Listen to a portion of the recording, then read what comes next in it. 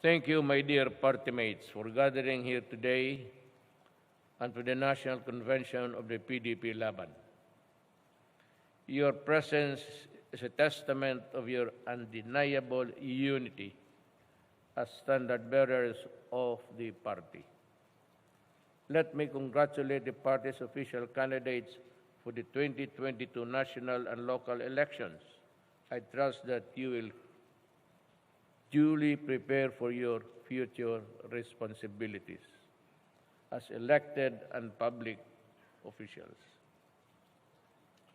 Regardless of the election results, and even beyond the election period, I expect you to uphold the party's principles and aspirations.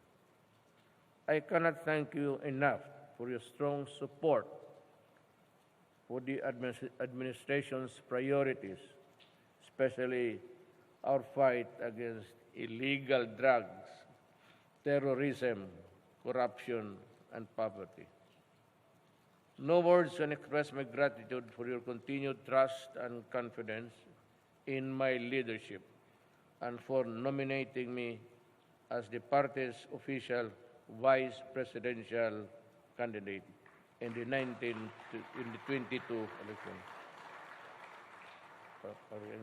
Na 19 pa rin ako.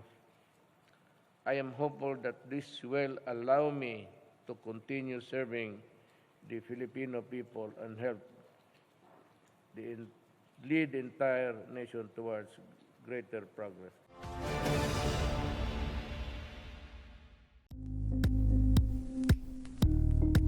Thank you for watching Politico TV. Please like and subscribe to our channel for more videos.